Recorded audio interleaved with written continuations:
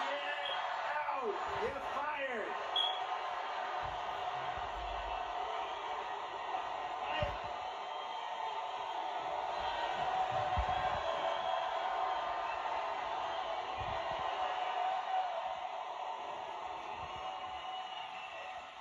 All right, joining me now, Ben Domenech, editor-at-large for The Spectator, and Katie Pavlich, both are Fox News contributor. Katie, watching the close there. Watching the close, the message is America doesn't have to be a country in decay. This is a choice. The choice is tomorrow. He's talking directly to the American people about the fact they don't have to live with the status quo, with this despair, that there is a change that can be made tomorrow. And he's doing it in the place that he has to win and take off the board for Kamala Harris. And it's striking when you watch the rallies, the people at the rallies. Obviously, they all care some way about the country, but he's always surrounded by kind of the hard hat types. There are a lot of women actually there tonight and yesterday.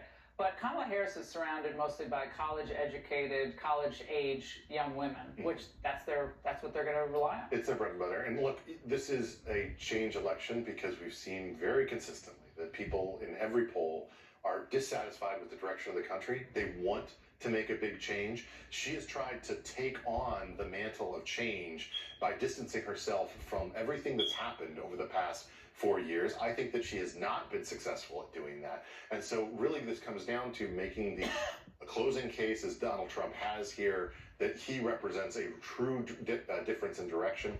And I think he's doing a much more effective job of doing it. It really comes down to the kind of machine that the Democrats have built and whether they can overcome that messaging advantage. Katie, you get a feeling about the electorate and the moment. What's your feeling tonight? Donald Trump is in the best position he's been in ever. With 2020, he's going in tomorrow based on the polling ahead in all the swing states and the people who had it right in the last two elections.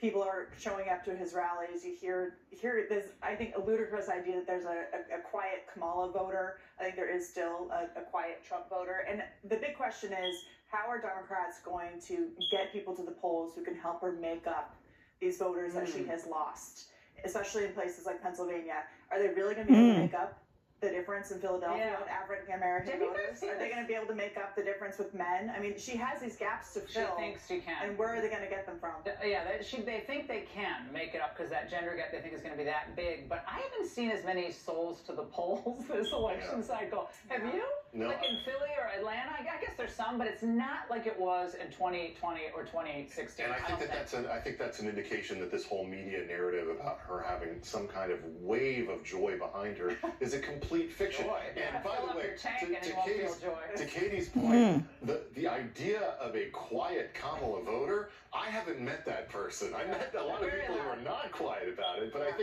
think that the truth is Democrats are trying to grasp onto straws here because they see the fundamentals, and the fundamentals suggest in an election about the economy, the border, and international security, that's something where Donald Trump Tell us about the TikToker you were talking about when we were watching Trump, the TikToker who was mad today because Kamala won't address the Gaza war.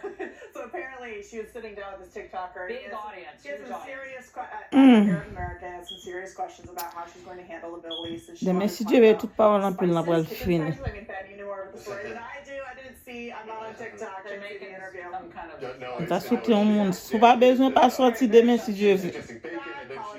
Maybe I can, make a whole segment about how I like anchovies or something like that, and they just killed the whole thing.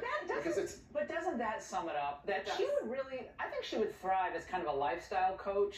Yeah. She's very happy, and she's really fun when she's dancing. She's really fun when she's doing her Spotify list. The mood is very midday lifestyle. Yes, exactly. Good day, San Francisco. Tout le monde a parlé là. Demain c'est pas on peut la finir.